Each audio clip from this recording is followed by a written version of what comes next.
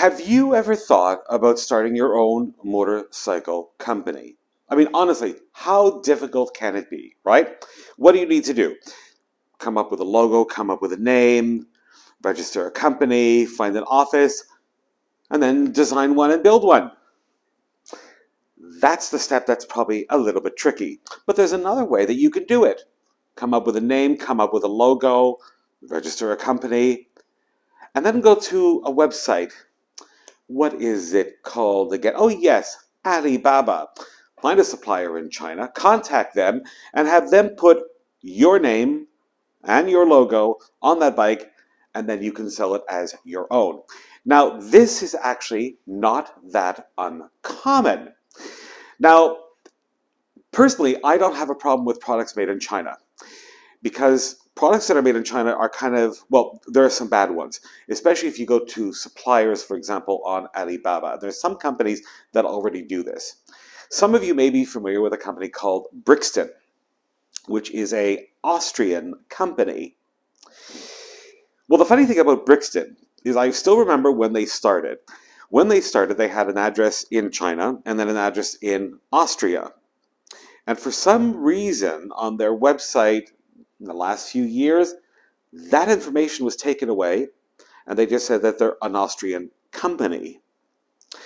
Basically what they do is they contact suppliers at Alibaba, and many of them, for example, you cannot buy one bike, you have to buy a minimum of, let's say, 20, 50, or even 100 bikes. They're super cheap. They will put your name on it and everything, and then they'll ship it to you, and then you sell it as your own bike. The problem with this is that these companies produce some really bad junk. Chinese brand motorcycles are not really that good. I can tell right away the difference between, say, a 125cc or a 150cc from a Chinese company compared to, let's say, a Yamaha or Suzuki or anybody else. I can listen right away and I think, okay, that is the Chinese one. Now, here in Taiwan, Brixton Motorcycles was launched here a few years ago, and there were actually a number of dealers that were selling them. The 3 dealers that I know that were importing them through a main importer actually stopped selling them after about 2 years. And it was always the same issue. They said the quality wasn't there, and they said, yeah, they were guaranteed. They were guaranteed to go wrong. All the 3 dealers told me exactly the same stories. Every time they got a shipment of Brixton motorcycles, what they had to do was basically take them apart and reassemble them because either parts were missing, parts were not put on correctly, to the point where a dealer that is actually not far from me said that he got 5 of them in, and when you put the indicators, the horn would go. Now, there are some supporters out there with these Chinese motorbikes saying, oh, they're fantastic and they're great and everything. But as I mentioned before, always take reviews with a grain of salt, because a lot of reviews out there are complete BS. And if you look at them closely, I mean, for example, there's a lot of reviewers out there, not just motorcycles, but other products, where the company will say, we want you to review this and we'll pay you for the review. Well, if you're paying somebody to do a review, right, what does that usually mean? They're not going to be completely honest. Now, as I'm speaking to you right now, you're probably seeing some pictures of some motorcycles. These are actually taken from the Alibaba website, and you're looking at them going, wait a second, they look familiar. Yeah, and they do look familiar, don't they? Now, talking about the poor quality of Chinese bikes, this is not true for all made in China products. For example, if you have a Honda bike, Suzuki, Kawasaki, or any other brand that is made in China, usually, for example, Honda will do it as a joint venture with another company. So either Honda will own 49% or 50% of the company. So when they're manufacturing, let's say, a Honda engine, or it could be Suzuki, right? They are manufacturing it to Honda's specifications and Honda's standards. So the quality is just like you would get in any other place. But these Chinese companies that have their own brands, which they sell in China, and then just put another label on it to sell it overseas for somebody else, they don't do exactly the same thing. The Chinese-made bikes are really, they are bad. Down to the quality of the materials, their assembly quality. But yet if you go online, you'll see people raving about how fantastic they are. Well, were they paid is my question, and were they lent this bike? Now, the funny thing about these suppliers that you'll find at Alibaba, there's one thing that they do, because sometimes people are, say, worried to buy a made-in-China bike for obvious reasons.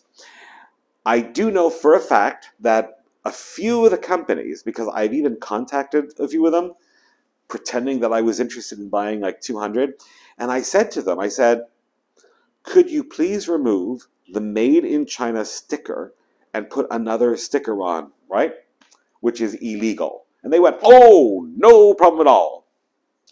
Even on the shipping boxes that they would use to ship, they said, oh, we can put Japan on it, we can put Taiwan, we can put any place you want. If you want China taken off of it, fine.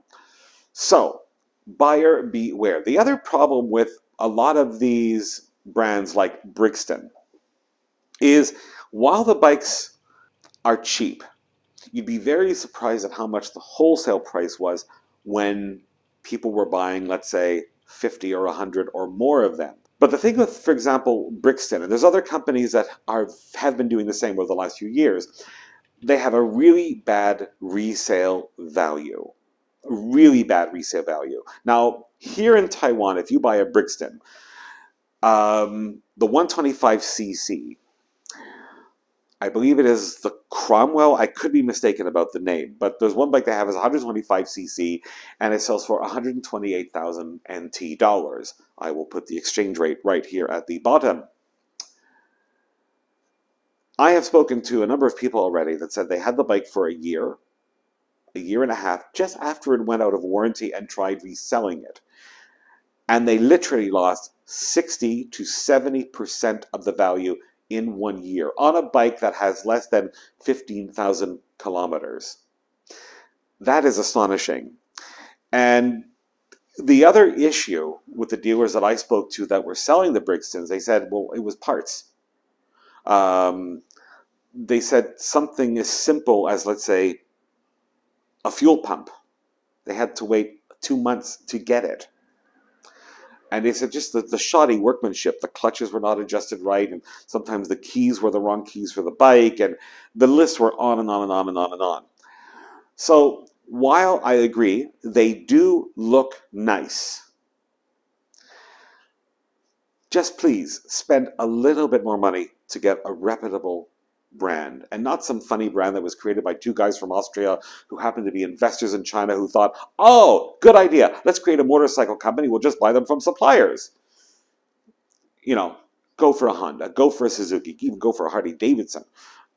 There's some really good branded bikes out there that are not too expensive, and trust me, in the long run, you will get a much better product, a way, way better product. If you're just going to get a bike that, you know, you're going to knock around with it, and you know you're going to damage it, fine, get one of these really poor quality ones. But honestly, really, keep your money, save it. It's really, really not worth it. Anyway, I'd like to find out what you think of all this. Leave your comments below.